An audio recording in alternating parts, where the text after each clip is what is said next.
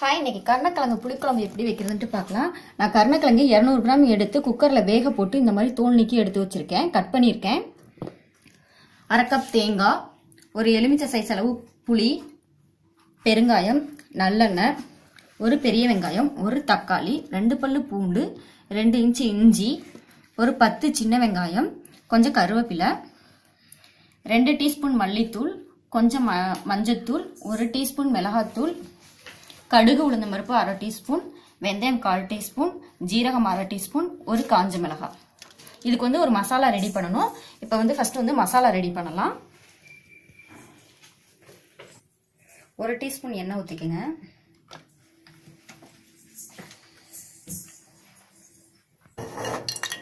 இப்போ இதில் பெரிய வெங்காயம்,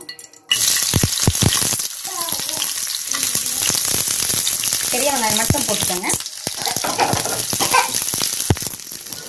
வதங்குது.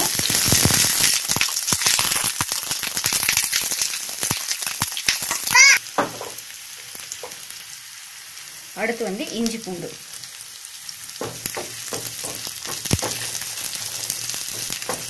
தக்காளி,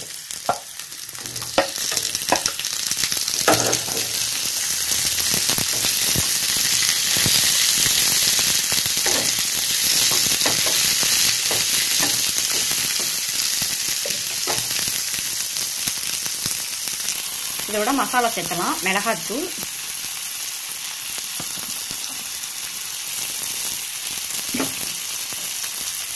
மஞ்சத்தூள், மல்லித்தூள்.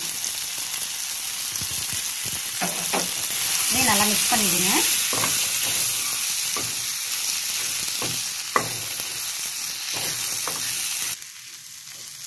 நல்லா பேஸ்ட் ஆயிடுச்சு. இப்போ இது ஒரு மிக்ஸி ஜார்ல போட்டு அரைச்சிடலாம். இப்போ இதோட 1/2 கப் தேங்காயும் மிக்ஸ் பண்ணிட்டேன். இப்போ ஜார்ல மாத்திடலாம். எண்ணெய் நல்லெண்ணெய் 2 டீஸ்பூன் ஊற்றிக்கோங்க.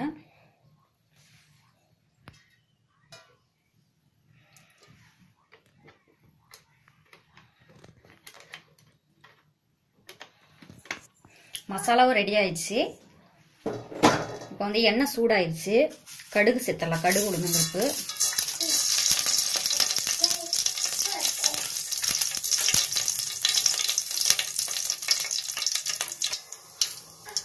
அடுத்து வெந்தயம்,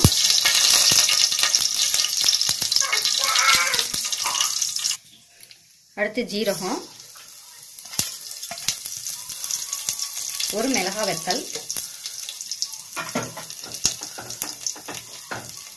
அடுத்து கருவேப்பிலை,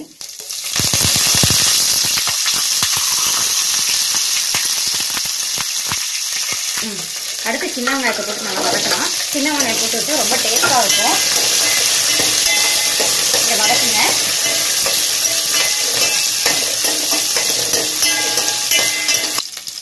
இப்போ இதோட மசாலாவை சேர்த்துடலாம்.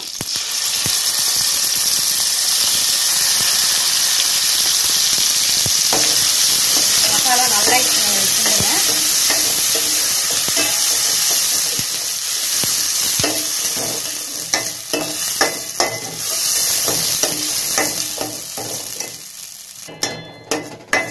நல்லா மிக்ஸ் பண்ணி விடுங்க. இதை சிம்ல வச்சுட்டு ஒரு மூடி போட்டு ஒரு 5 மினிட்ஸ் நல்லா கொதிக்க விடுங்க.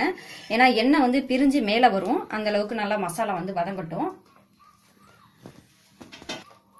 சிம்ல வச்சுக்கோங்க. ஒரு 5 மினிட்ஸ் ஆகட்டும்.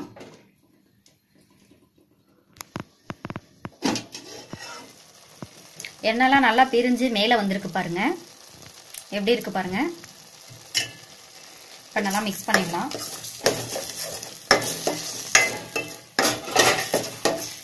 இதோட புளி தண்ணி ஆட் பண்ணிடலாம்.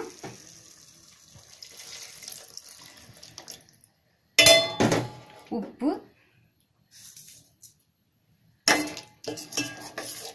இதை நல்லா மிக்ஸ் பண்ணி விடுங்க.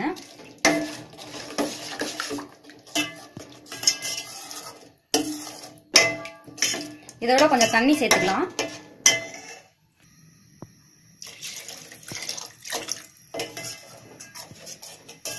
தண்ணி சேர்த்தாச்சு.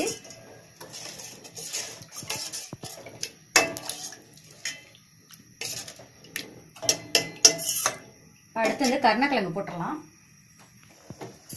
கருணக்கிழங்கு போட்டு மிக்ஸ் பண்ணிடலாம். கருணக்கிழங்கும் போட்டு நல்லா கிண்டி விடுங்க. இது வந்து ஒரு நல்ல ஒரு 10 நிமிஷத்துக்கு வந்து கொதிக்கட்டும்.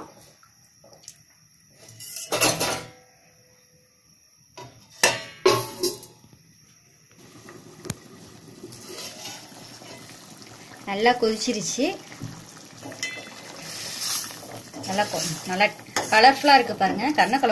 குழம்பு வந்து ரெடி ஆயிருச்சு. இது வந்து இட்லி தோசைக்கும் ரொம்ப நல்லா இருக்கும், தொட்டுக்கிறதுக்கு தயிர் சாதத்துக்கும் ரொம்ப நல்லா இருக்கும். நீங்களும் உங்க வீட்டில் ட்ரை பண்ணி பாருங்க. பிடிச்சிருந்துச்சுன்னா லைக் பண்ணுங்க, கமெண்ட் பண்ணுங்க, ஷேர் பண்ணுங்க. நன்றி.